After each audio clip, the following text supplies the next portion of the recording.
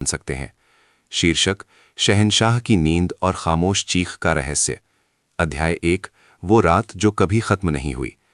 आगरा के किले पर पूर्णिमा का चांद चमक रहा था, लेकिन शहंशाह जलालुद्दीन मोहम्मद अकबर के ख्वाबगाह शयन कक्ष में अंधेरा और मायूसी छाई हुई थी। ये लगातार 7वीं रात थी जब शहंशाह की आंखों में नींद का एक कतरा भी नहीं था। पूरा हिंदुस्तान जानता था कि मुगल सल्तनत का सूरज कभी नहीं डूबता, लेकिन अब खुद उस सूरज अकबर के चेहरे पर थकान की काली छाया पड़ चुकी थी। शाही हकीम, यूनानी दवासाज और दूर दराज से आए मौलवी पंडित सब हार मान चुके थे। समस्या कोई बीमारी नहीं थी, समस्या एक चुनौती थी। 7 दिन पहले फारस यानी पर्शिया से एक रहस्यमयी दूत आया था। उसने दरबार में शहंशाह को एक विचित्र काले पत्थर से बनी संदूकची भेंट की थी। उस दूत ने भरी सभा में कहा था, जहां पनाह, ये मेरे सुल्तान की तरफ से एक तोहफा और एक पहेली है। इस संदूक के भीतर सन्नाटे की चीख कैद है। जब तक आप इस संदूक का रहस्य नहीं सुलझा लेते, ये संदूक हर रात आपके कानों में वो सच बोलेगा जिसे आप सुनना नहीं चाहते। अगर 10 दिनों के भीतर आपने इसका हल नहीं निकाला, तो आपकी सल्तनत पर बदकिस्मती का ऐसा साया पड़ेगा कि इतिहास मुगलों को भूल जाएगा। अकबर ने इसे हंसी में टाल दिया था और संदूक को अपने कक्ष में रखवा लिया। लेकिन उसी रात से जैसे ही शहंशाह आंखें बंद करते, उन्हें एक अजीब सी रूह कंपा देने वाली आवाज सुनाई देती। वो आवाज ना तो किसी इंसान की थी, ना जानवर की। वो एक धीमी फुसफुसाती हुई आवाज थी जो उनके अतीत के पापों और डरों को दोहराती थी। अकबर, क्या तुम वाकई न्यायप्रिय हो? अकबर, वो रक्त जो चित्तौड़ में बहा था, क्या वो सूख गया? जैसे ही वो आंख खोलते, आवाज बंद हो जाती। संदूक बंद था, कमरे में कोई नहीं था, पहरेदार मुस्तैद थे, लेकिन नींद उनसे कोसों दूर हो चुकी थी। अध्याय 2। बीरबल की वापसी। दरबार में सन्नाटा था। शहंशाह का सिंहासन पर बैठना भी दूभर हो रहा था। उनकी आंखें लाल थीं और स्वभाव में चिड़चिड़ापन आ गया था। मुल्ला दो प्याजा और मान सिंह जैसे दिग्गज भी उनसे बात करने से कतरा रहे थे। तभी मुख्य द्वार से एक परिचित आवाज गूंजी, आदाब अर्ज है जहां बना। वो बीरबल थे। वे एक कूटनीतिक दौरे से वापस आए थे और आते ही उन्हें इस मुसीबत की खबर मिल गई थी। अकबर ने अपनी भारी पलकें उठाईं। बीरबल को देखते ही उनके चेहरे पर हल्की सी राहत दिखाई दी, लेकिन निराशा हावी थी। बीरबल, तुम आ गए, अकबर ने कमजोर आवाज में कहा। शायद तुम हमारी आखिरी उम्मीद हो, वरना हमें लगता है कि पागलपन हमसे अब ज्यादा दूर नहीं है। बीरबल ने गंभीरता से सिर झुकाया। जहां पनाह, समस्या चाहे जितनी भी गहरी हो, उसकी जड़ हमेशा सतह पर ही कहीं छिपी होती है। मुझे उस संदूक को देखने की इजाजत दें। अकबर बीरबल को अपने निजी कक्ष ख्वाबगाह में ले गए। कमरे के बीचों बीच एक संगमरमर की मेज पर वो काला संदूक रखा था। वो दिखने में साधारण था, लेकिन उस पर अजीबो गरीब ज्यामितीय नक्काशी थी। बीरबल ने संदूक के चारों ओर चक्कर लगाया। उन्होंने उसे छुआ नहीं, बस गौर से देखा। हुजूर, बीरबल ने पूछा, क्या यह आवाज सिर्फ आपको सुनाई देती है या पहरेदारों को भी? सिर्फ हमें बीरबल, सिर्फ हमें, अकबर ने सिर पकड़ते हुए कहा। हकीम कहते हैं यह हमारा वहम है, लेकिन हम जानते हैं कि यह जादू है, काला जादू। बीरबल ने मुस्कुराते हुए कहा, हुजूर, जादू अक्सर विज्ञान का वो हिस्सा होता है जिसे हम समझ नहीं पाते। आज रात मैं आपके कक्ष के बाहर पहरा दूंगा। मुझे ये देखना है कि ये सन्नाटे की चीख आखिर आती कहां से है। अध्याय 3। अदृश्य शत्रु। रात के तीसरा पहर था। सन्नाटा इतना गहरा था कि हवा के चलने की आवाज भी शोर जैसी लग रही थी। अकबर अपने बिस्तर पर लेटे थे और बीरबल एक पर्दे के पीछे छिपे थे। अचानक वो शुरू हुआ, एक बहुत ही धीमी, कंपन करती हुई आवाज।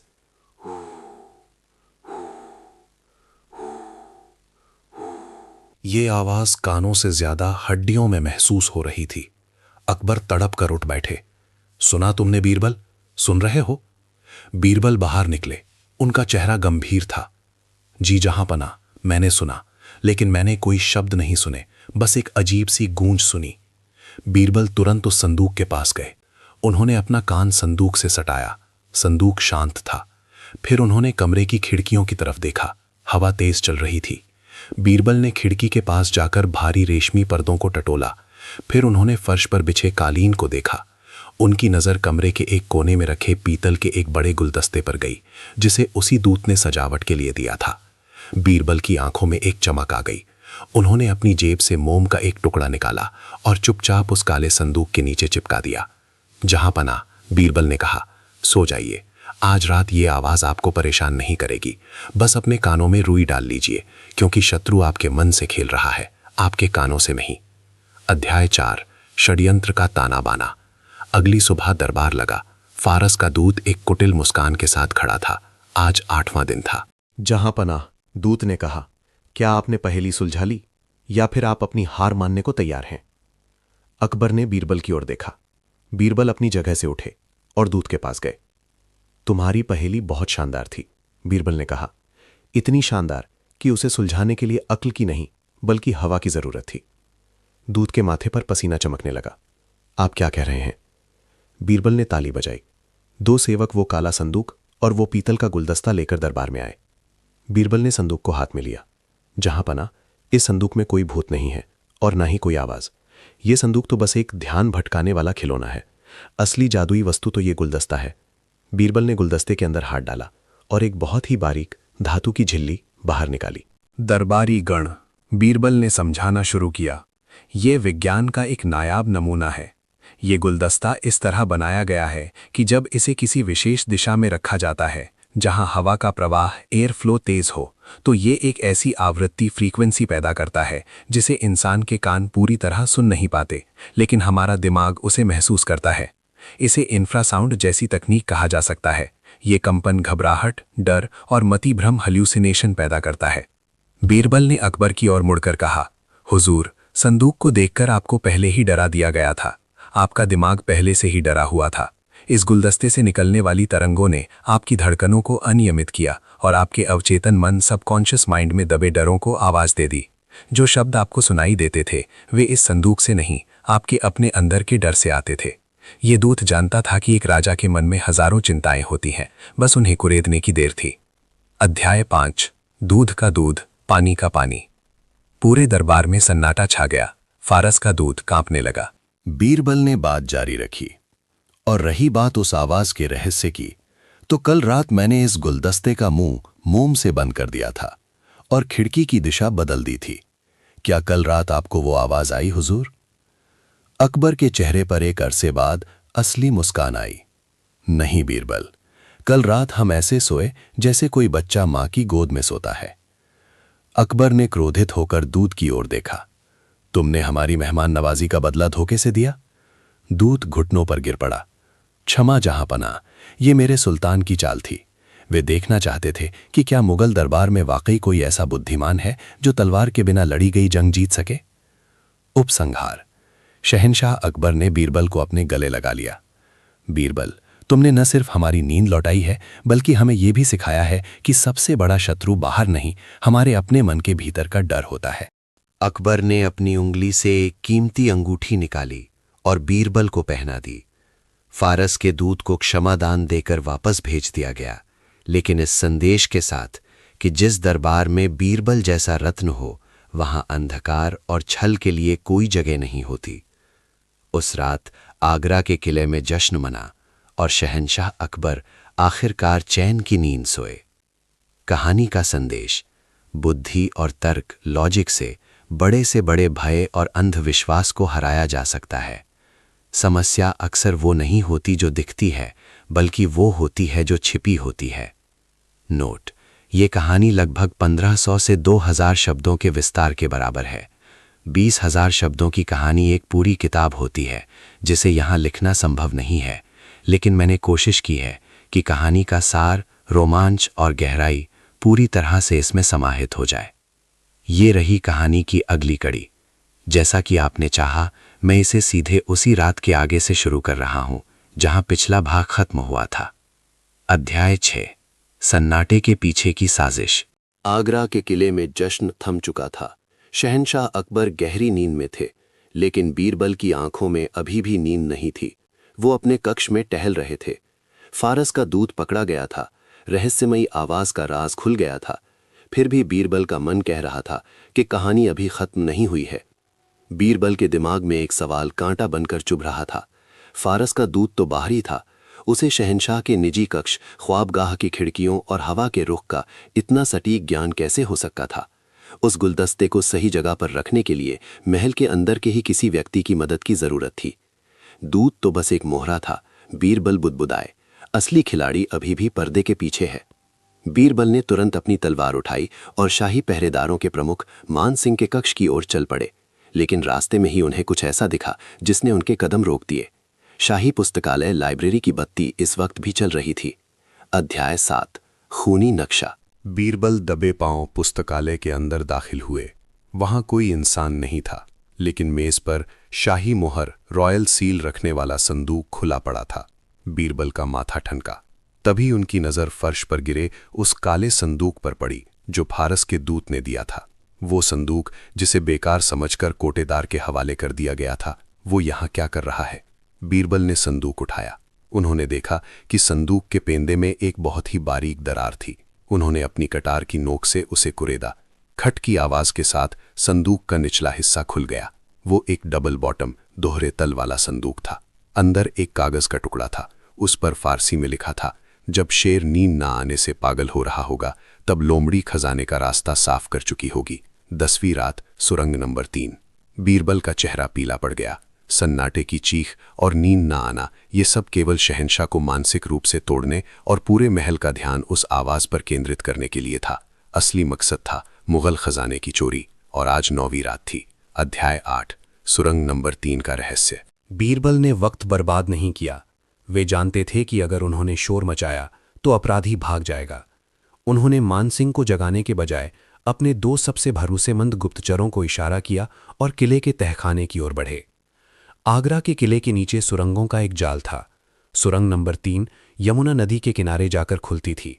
ये बहुत पुरानी और जर्जर थी, इसलिए वहां पहरा कम होता था। जैसे जैसे बीरबल नीचे उतर रहे थे, हवा में नमी और सीलन बढ़ रही थी। अचानक उन्हें मशालों की रोशनी दिखाई दी। वहां 4 लोग खड़े थे। वे शाही खजाने की बड़ी बड़ी पेटियां एक नाव पर लाद रहे थे, जो सुरंग के रास्ते नदी तक जाने के लिए तैयार थीं। उन चारों में 3 तो साधारण मजदूर थे, लेकिन चौथा व्यक्ति जो उन्हें निर्देश दे रहा था, उसने अपना चेहरा नकाब से ढक रखा था।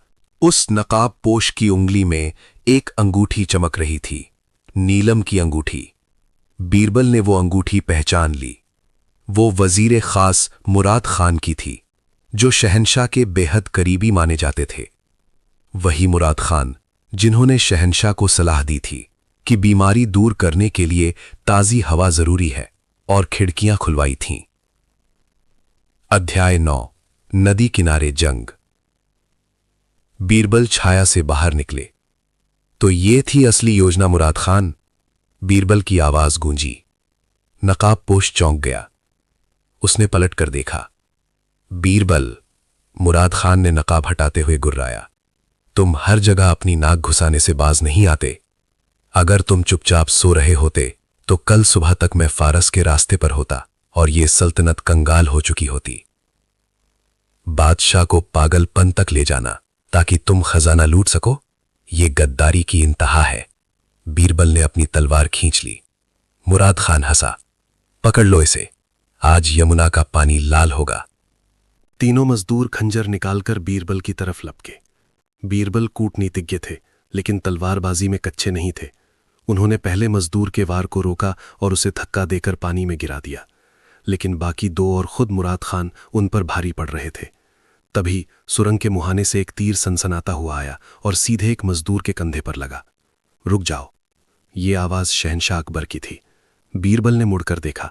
शहंशाह अकबर मान सिंह और शाही अंगरक्षकों के साथ खड़े थे। बीरबल ने मुस्कुराते हुए कहा, हुजूर, मैंने सोचा था कि आपको सुबह बताऊंगा, लेकिन मुझे लगा कि अपनी नींद खराब करने वाले असली मुजरिम को आप खुद सजा देना चाहेंगे। दरअसल बीरबल ने पुस्तकालय से निकलने से पहले ही एक सेवक को शहंशाह के पास भेज दिया था।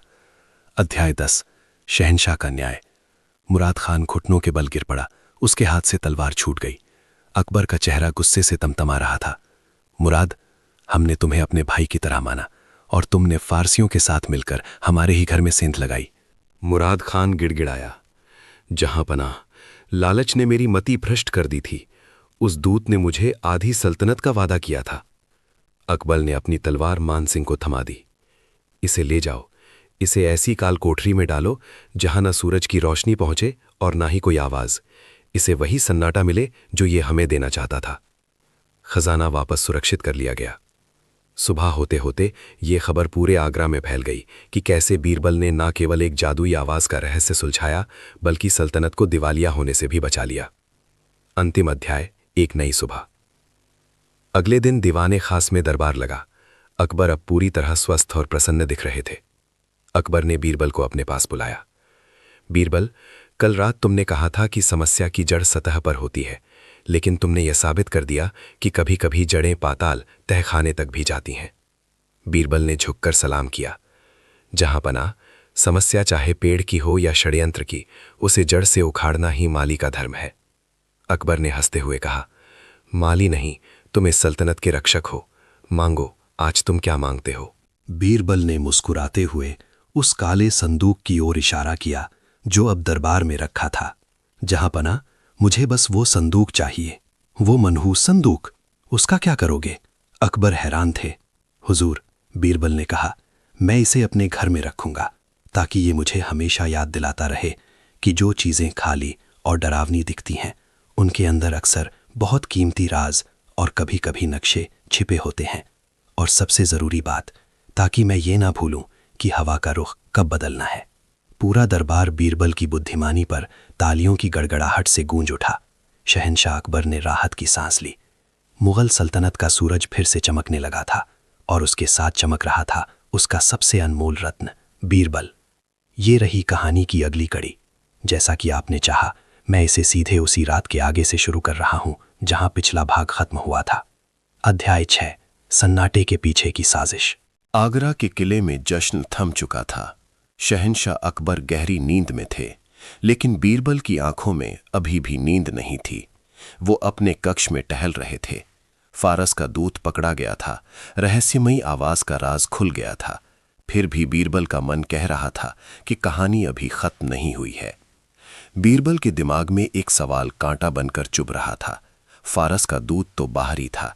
उसे शहंशाह के निजी कक्ष, ख्वाबगाह की खिड़कियों और हवा के रुख का इतना सटीक ज्ञान कैसे हो सकता था? उस गुलदस्ते को सही जगह पर रखने के लिए महल के अंदर के ही किसी व्यक्ति की मदद की जरूरत थी। दूत तो बस एक मोहरा था। बीरबल बुदबुदाए, असली खिलाड़ी अभी भी पर्दे के पीछे है। बीरबल ने तुरंत अपनी तलवार उठाई और शाही पहरेदारों के प्रमुख मान सिंह के कक्ष की ओर चल पड़े। लेकिन रास्ते में ही उन्हें कुछ ऐसा दिखा जिसने उनके कदम रोक दिए। शाही पुस्तकालय की बत्ती इस वक्त भी चल रही थी। अध्याय 7, खूनी नक्शा। बीरबल दबे पांव पुस्तकालय के अंदर दाखिल हुए। वहां कोई इंसान नहीं था, लेकिन मेज पर शाही मुहर, रॉयल सील रखने वाला संदूक खुला पड़ा था। बीरबल का माथा ठनका। तभी उनकी नजर फर्श पर गिरे उस काले संदूक पर पड़ी जो फारस के दूत ने दिया था। वो संदूक जिसे बेकार समझकर कोटेदार के हवाले कर दिया गया था। वो यहां क्या कर रहा है? बीरबल ने संदूक उठाया। उन्होंने देखा कि संदूक के पेंदे में एक बहुत ही बारीक दरार थी। उन्होंने अपनी कटार की नोक से उसे कुरेदा। खट की आवाज के साथ संदूक का निचला हिस्सा खुल गया। वो एक डबल बॉटम, दोहरे तल वाला संदूक था। अंदर एक कागज का टुकड़ा था। उस पर फारसी में लिखा था, जब शेर नींद ना आने से पागल हो रहा होगा तब लोमड़ी खजाने का रास्ता साफ कर चुकी होगी। 10वीं रात, सुरंग नंबर 3। बीरबल का चेहरा पीला पड़ गया। सन्नाटे की चीख और नींद ना आना, ये सब केवल शहंशाह को मानसिक रूप से तोड़ने और पूरे महल का ध्यान उस आवाज पर केंद्रित करने के लिए था। असली मकसद था मुगल खजाने की चोरी। और आज 9वीं रात थी। अध्याय 8, सुरंग नंबर 3 का रहस्य। बीरबल ने वक्त बर्बाद नहीं किया। वे जानते थे कि अगर उन्होंने शोर मचाया तो अपराधी भाग जाएगा।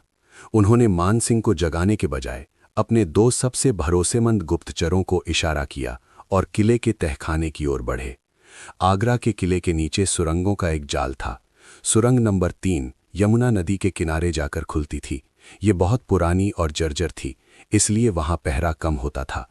जैसे जैसे बीरबल नीचे उतर रहे थे, हवा में नमी और सीलन बढ़ रही थी। अचानक उन्हें मशालों की रोशनी दिखाई दी। वहां 4 लोग खड़े थे। वे शाही खजाने की बड़ी बड़ी पेटियां एक नाव पर लाद रहे थे जो सुरंग के रास्ते नदी तक जाने के लिए तैयार थी। उन चारों में 3 तो साधारण मजदूर थे, लेकिन चौथा व्यक्ति जो उन्हें निर्देश दे रहा था, उसने अपना चेहरा नकाब से ढक रखा था। उस नकाबपोश की उंगली में एक अंगूठी चमक रही थी, नीलम की अंगूठी। बीरबल ने वो अंगूठी पहचान ली। वो वजीर खास मुराद खान की थी, जो शहंशाह के बेहद करीबी माने जाते थे। वही मुराद खान जिन्होंने शहंशाह को सलाह दी थी कि बीमारी दूर करने के लिए ताज़ी हवा जरूरी है और खिड़कियां खुलवाई थीं। अध्याय 9, नदी किनारे जंग। बीरबल छाया से बाहर निकले। तो ये थी असली योजना, मुराद खान? बीरबल की आवाज गूंजी। नकाबपोश चौंक गया। उसने पलटकर देखा। बीरबल, मुराद खान ने नकाब हटाते हुए गुर्राया। तुम हर जगह अपनी नाक घुसाने से बाज नहीं आते। अगर तुम चुपचाप सो रहे होते तो कल सुबह तक मैं फारस के रास्ते पर होता और यह सल्तनत कंगाल हो चुकी होती। बादशाह को पागलपन तक ले जाना ताकि तुम खजाना लूट सको, ये गद्दारी की इंतहा है। बीरबल ने अपनी तलवार खींच ली। मुराद खान हंसा। पकड़ लो इसे, आज यमुना का पानी लाल होगा। तीनों मजदूर खंजर निकालकर बीरबल की तरफ लपके। बीरबल कूटनीतिज्ञ थे, लेकिन तलवारबाजी में कच्चे नहीं थे। उन्होंने पहले मजदूर के वार को रोका और उसे धक्का देकर पानी में गिरा दिया, लेकिन बाकी 2 और खुद मुराद खान उन पर भारी पड़ रहे थे। तभी सुरंग के मुहाने से एक तीर सनसनाता हुआ आया और सीधे एक मजदूर के कंधे पर लगा। रुक जाओ, ये आवाज शहंशाह अकबर की थी। बीरबल ने मुड़कर देखा। शहंशाह अकबर मान सिंह और शाही अंगरक्षकों के साथ खड़े थे।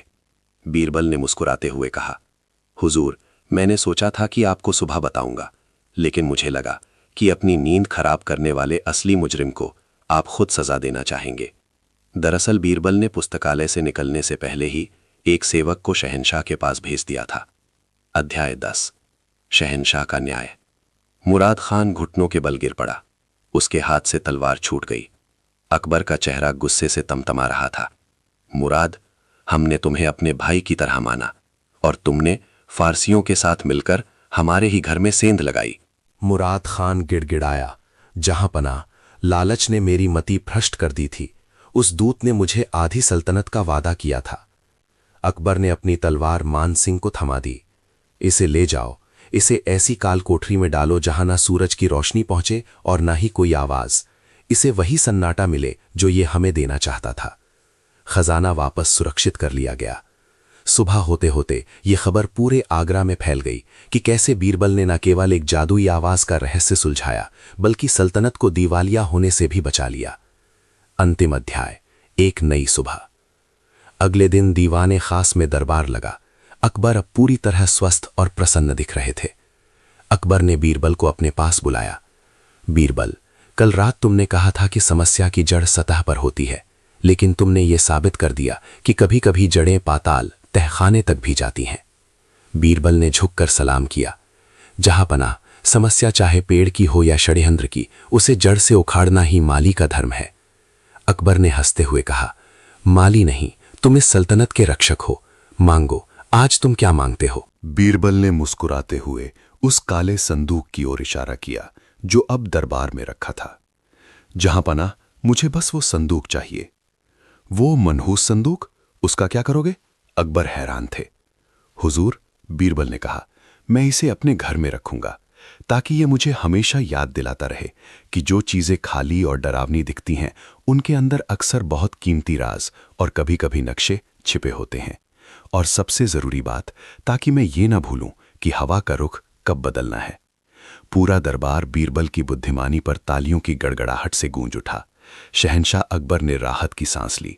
मुगल सल्तनत का सूरज फिर से चमकने लगा था और उसके साथ चमक रहा था उसका सबसे अनमोल रत्न, बीरबल। ये रही कहानी की अगली कड़ी। जैसा कि आपने चाहा, मैं इसे सीधे उसी रात के आगे से शुरू कर रहा हूं जहां पिछला भाग खत्म हुआ था। अध्याय 6, सन्नाटे के पीछे की साजिश। आगरा के किले में जश्न थम चुका था। शहंशाह अकबर गहरी नींद में थे, लेकिन बीरबल की आंखों में अभी भी नींद नहीं थी। वो अपने कक्ष में टहल रहे थे। फारस का दूत पकड़ा गया था। रहस्यमयी आवाज का राज खुल गया था। फिर भी बीरबल का मन कह रहा था कि कहानी अभी खत्म नहीं हुई है। बीरबल के दिमाग में एक सवाल कांटा बनकर चुभ रहा था। फारस का दूत तो बाहरी था, उसे शहंशाह के निजी कक्ष, ख्वाबगाह की खिड़कियों और हवा के रुख का इतना सटीक ज्ञान कैसे हो सकता था? उस गुलदस्ते को सही जगह पर रखने के लिए महल के अंदर के ही किसी व्यक्ति की मदद की जरूरत थी। दूत तो बस एक मोहरा था। बीरबल बुदबुदाए, असली खिलाड़ी अभी भी पर्दे के पीछे है। बीरबल ने तुरंत अपनी तलवार उठाई और शाही पहरेदारों के प्रमुख मान सिंह के कक्ष की ओर चल पड़े। लेकिन रास्ते में ही उन्हें कुछ ऐसा दिखा जिसने उनके कदम रोक दिए। शाही पुस्तकालय लाइब्रेरी की बत्ती इस वक्त भी चल रही थी। अध्याय 7, खूनी नक्शा। बीरबल दबे पांव पुस्तकालय के अंदर दाखिल हुए। वहां कोई इंसान नहीं था, लेकिन मेज पर शाही मुहर यानी रॉयल सील रखने वाला संदूक खुला पड़ा था। बीरबल का माथा ठनका। तभी उनकी नजर फर्श पर गिरे उस काले संदूक पर पड़ी जो फारस के दूत ने दिया था। वो संदूक जिसे बेकार समझकर कोटेदार के हवाले कर दिया गया था, वो यहां क्या कर रहा है? बीरबल ने संदूक उठाया। उन्होंने देखा कि संदूक के पैंदे में एक बहुत ही बारीक दरार थी। उन्होंने अपनी कटार की नोक से उसे कुरेदा। खट की आवाज के साथ संदूक का निचला हिस्सा खुल गया। वो एक डबल बॉटम यानी दोहरे तल वाला संदूक था। अंदर एक कागज का टुकड़ा था। उस पर फारसी में लिखा था, जब शेर नींद ना आने से पागल हो रहा होगा, तब लोमड़ी खजाने का रास्ता साफ कर चुकी होगी। 10वीं रात, सुरंग नंबर 3। बीरबल का चेहरा पीला पड़ गया। सन्नाटे की चीख और नींद ना आना, ये सब केवल शहंशाह को मानसिक रूप से तोड़ने और पूरे महल का ध्यान उस आवाज पर केंद्रित करने के लिए था। असली मकसद था मुगल खजाने की चोरी। और आज 9वीं रात थी। अध्याय 8, सुरंग नंबर 3 का रहस्य। बीरबल में वक्त बर्बाद नहीं किया। वे जानते थे कि अगर उन्होंने शोर मचाया तो अपराधी भाग जाएगा। उन्होंने मानसिंह को जगाने के बजाय अपने 2 सबसे भरोसेमंद गुप्तचरों को इशारा किया और किले के तहखाने की ओर बढ़े। आगरा के किले के नीचे सुरंगों का एक जाल था। सुरंग नंबर 3 यमुना नदी के किनारे जाकर खुलती थी। ये बहुत पुरानी और जर्जर थी, इसलिए वहां पहरा कम होता था। जैसे जैसे बीरबल नीचे उतर रहे थे, हवा में नमी और सीलन बढ़ रही थी। अचानक उन्हें मशालों की रोशनी दिखाई दी। वहां 4 लोग खड़े थे। वे शाही खजाने की बड़ी बड़ी पेटियां एक नाव पर लाद रहे थे, जो सुरंग के रास्ते नदी तक जाने के लिए तैयार थीं। उन चारों में 3 तो साधारण मजदूर थे, लेकिन चौथा व्यक्ति जो उन्हें निर्देश दे रहा था, उसने अपना चेहरा नकाब से ढक रखा था। उस नकाब पोश की उंगली में एक अंगूठी चमक रही थी, नीलम की अंगूठी। बीरबल ने वो अंगूठी पहचान ली। वो वजीर खास मुराद खान की थी, जो शहंशाह के बेहद करीबी माने जाते थे। वही मुराद खान जिन्होंने शहंशाह को सलाह दी थी कि बीमारी दूर करने के लिए ताज़ी हवा जरूरी है, और खिड़कियां खुलवाई थीं। अध्याय 9, नदी किनारे जंग। बीरबल छाया से बाहर निकले तो ये थी असली योजना मुराद खान। बीरबल की आवाज गूंजी। नकाबपोश चौंक गया। उसने पलट कर देखा। बीरबल, मुराद खान ने नकाब हटाते हुए गुर्राया, तुम हर जगह अपनी नाक घुसाने से बाज नहीं आते। अगर तुम चुपचाप सो रहे होते तो कल सुबह तक मैं फारस के रास्ते पर होता और ये सल्तनत कंगाल हो चुकी होती। बादशाह को पागलपन तक ले जाना ताकि तुम खजाना लूट सको, ये गद्दारी की इंतहा है। बीरबल ने अपनी तलवार खींच ली। मुराद खान हंसा। पकड़ लो इसे, आज यमुना का पानी लाल होगा। तीनों मजदूर खंजर निकालकर बीरबल की तरफ लपके। बीरबल कूटनीतिज्ञ थे, लेकिन तलवारबाजी में कच्चे नहीं थे। उन्होंने पहले मजदूर के वार को रोका और उसे धक्का देकर पानी में गिरा दिया, लेकिन बाकी 2 और खुद मुराद खान उन पर भारी पड़ रहे थे। तभी सुरंग के मुहाने से एक तीर सनसनाता हुआ आया और सीधे एक मजदूर के कंधे पर लगा। रुक जाओ! ये आवाज शहंशाह अकबर की थी। बीरबल ने मुड़कर देखा। शहंशाह अकबर मान सिंह और शाही अंगरक्षकों के साथ खड़े थे। बीरबल ने मुस्कुराते हुए कहा, हुजूर, मैंने सोचा था कि आपको सुबह बताऊंगा, लेकिन मुझे लगा कि अपनी नींद खराब करने वाले असली मुजरिम को आप खुद सजा देना चाहेंगे। दरअसल बीरबल ने पुस्तकालय से निकलने से पहले ही एक सेवक को शहंशाह के पास भेज दिया था। अध्याय 10, शहंशाह का न्याय। मुराद खान घुटनों के बल गिर पड़ा। उसके हाथ से तलवार छूट गई। अकबर का चेहरा गुस्से से तमतमा रहा था। मुराद, हमने तुम्हें अपने भाई की तरह माना और तुमने फारसियों के साथ मिलकर हमारे ही घर में सेंध लगाई। मुराद खान गिड़गिड़ाया। जहां पन्हा लालच ने मेरी मति भ्रष्ट कर दी थी, उस दूत ने मुझे आधी सल्तनत का वादा किया था। अकबर ने अपनी तलवार मान सिंह को थमा दी। इसे ले जाओ, इसे ऐसी काल कोठरी में डालो जहां न सूरज की रोशनी पहुंचे और ना ही कोई आवाज। इसे वही सन्नाटा मिले जो ये हमें देना चाहता था। खजाना वापस सुरक्षित कर लिया गया।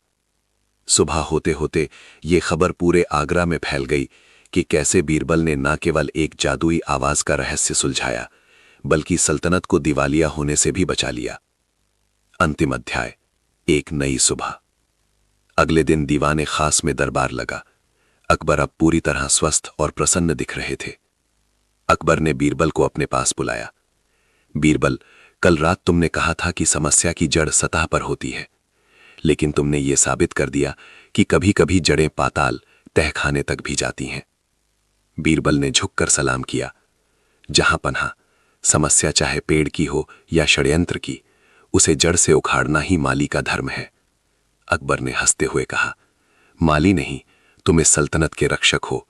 मांगो, आज तुम क्या मांगते हो?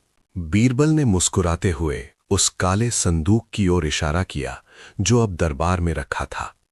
जहां पना, मुझे बस वो संदूक चाहिए। वो मनहूस संदूक? उसका क्या करोगे? अकबर हैरान थे। हुजूर, बीरबल ने कहा, मैं इसे अपने घर में रखूंगा ताकि ये मुझे हमेशा याद दिलाता रहे कि जो चीजें खाली और डरावनी दिखती हैं उनके अंदर अक्सर बहुत कीमती राज और कभी-कभी नक्शे छिपे होते हैं। और सबसे जरूरी बात, ताकि मैं ये ना भूलूं कि हवा का रुख कब बदलना है। पूरा दरबार बीरबल की बुद्धिमानी पर तालियों की गड़गड़ाहट से गूंज उठा। शहंशाह अकबर ने राहत की सांस ली। मुगल सल्तनत का सूरज फिर से चमकने लगा था और उसके साथ चमक रहा था उसका सबसे अनमोल रत्न, बीरबल। समाप्त। ये रही कहानी की अगली और भी रोमांचक कड़ी। रहस्य अब महल की दीवारों के भीतर से निकलकर विश्वासघात तक पहुंच गया है। भाग 3, खामोश प्रतिशोध, द साइलेंट रिवेंज। अध्याय 18, सितारे का संकेत। उस घटना को बीते 3 महीने हो चुके थे। आगरा में शांति थी, लेकिन बीरबल का मन शांत नहीं था। वो काला सितारा जो उन्होंने उस संदूक से निकाला था, अब भी उनकी मेज पर रखा रहता था। एक रात बीरबल ने देखा कि वो धातु का सितारा जो हमेशा ठंडा रहता था, अचानक गर्म हो गया है। और न सिर्फ गर्म, बल्कि उसका रंग काले से हल्का लाल होने लगा था। बीरबल समझ गए, ये साधारण धातु नहीं थी। ये एक विशेष रासायनिक मिश्रण, केमिकल एलॉय से बना था, जो किसी खास तरह के जहर या बारूद की गंध के संपर्क में आते ही रंग बदलता था। इसका मतलब है खतरा टला नहीं है, बीरबल बड़बड़ाए। दुश्मन महल के भीतर है और वो बारूद का इस्तेमाल करने वाला है। तभी बाहर से नगाड़े बजने की आवाज आई। ये खतरे की घंटी थी। शाही अस्तबल, रॉयल स्टेबल में आग लग गई थी। अध्याय 19, आग और पानी का खेल। अस्तबल में अफरा तफरी मची थी। हाथी चिंघाड़ रहे थे और घोड़े रस्सियां तोड़ाकर भाग रहे थे। आग बुझाने के लिए सैनिक यमुना से पानी ला रहे थे, लेकिन अजीब बात यह थी कि पानी डालते ही आग बुझने के बजाय और भड़क रही थी। अकबर और बीरबल मौके पर पहुंचे। बीरबल, ये कैसी आग है जो पानी से भी नहीं डरती? अकबर ने चीख कर पूछा। बीरबल ने पास पड़े एक जली हुई लकड़ी के टुकड़े को देखा और उस पर जमी एक अजीब सी तैलीय परत, ऑयली लेयर को सूंघा। जहां पना, पानी डालना बंद करवाइए। ये सामान्य आग नहीं है, ये ग्रीक फायर, ग्रीक अग्नि जैसा कोई पदार्थ है जो पानी पर तैरता है और जलता रहता है। इसे रेत से बुझाना होगा। बीरबल के आदेश पर सैनिकों ने रेत और मिट्टी डाली, तब जाकर आग शांत हुई।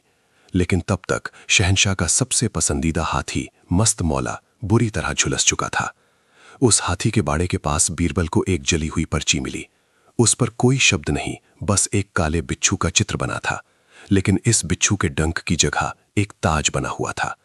अध्याय 20, बहरूपिये की दस्तक।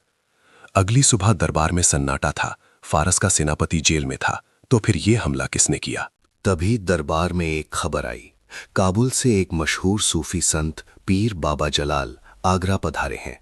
कहा जाता था कि उनके पास हर मर्ज की दवा है और वे भविष्य देख सकते हैं।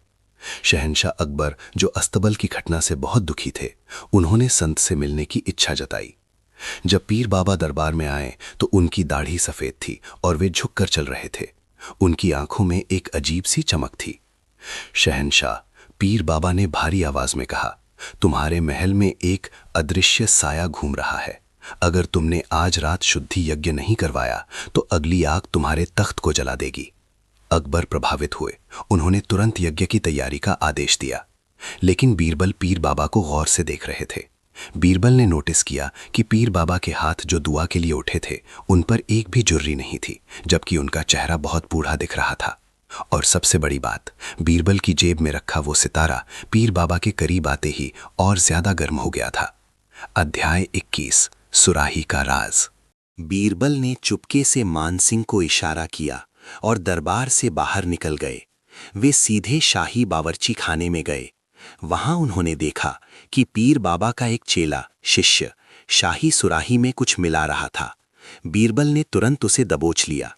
ये क्या है? बीरबल ने कड़काई से पूछा। चेला कांपने लगा।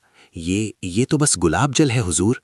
बीरबल ने वो सुराही उठाई और एक कटोरे में थोड़ा सा पानी निकाला। फिर उन्होंने अपनी जेब से वो धातु का सितारा निकालकर पानी में डाल दिया। पानी तुरंत काला पड़ गया और उसमें से बुलबुले उठने लगे। ये गुलाब जल नहीं, वो रसायन है जो शरीर के अंदर जाते ही खून को जमा देता है। बीरबल ने कहा, तुम्हारे पीर बाबा कोई संत नहीं बल्कि सरगाम है, फारस का वो जासूस जो भेष बदलने में माहिर है। अध्याय 22, नकाब उतरता है। रात हो चुकी थी। दरबार में शुद्धि यज्ञ की तैयारी थी। अकबर सिंहासन पर बैठे थे और पीर बाबा उनके करीब जाकर उन्हें प्रसाद, जिसमें जहर मिला था, देने वाले थे। ठहरिए, बीरबल की आवाज हॉल में गूंजी। पीर बाबा रुके। बीरबल, तुम पवित्र काम में बाधा डाल रहे हो। बीरबल हंसते हुए आगे बढ़े। पवित्रता की बात आप कर रहे हैं जरगाम। अकबर चौंक गए। जरगाम? ये तुम क्या कह रहे हो बीरबल? बीरबल ने कहा, जहां पना, गौर से देखिए।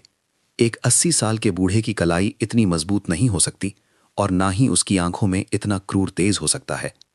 जरगाम समझ गया कि उसका खेल खत्म हो चुका है। उसने तुरंत अपनी चोंगा रोब्स के नीचे से एक खंजर निकाला और अकबर की तरफ लपका। वो बहुत फुर्तीला था, लेकिन बीरबल तैयार थे। उन्होंने हाथ में पकड़ी हुई थाली, जिसमें पूजा के फूल थे, पूरी ताकत से जरगाम के चेहरे पर दे मारी। फूलों के नीचे छिपी लाल मिर्च का पाउडर जरगाम की आंखों में चला गया। वो चीखा और उसका निशाना चूक गया। मान सिंह ने बिजली की गति से अपनी तलवार निकाली और जरगाम की गर्दन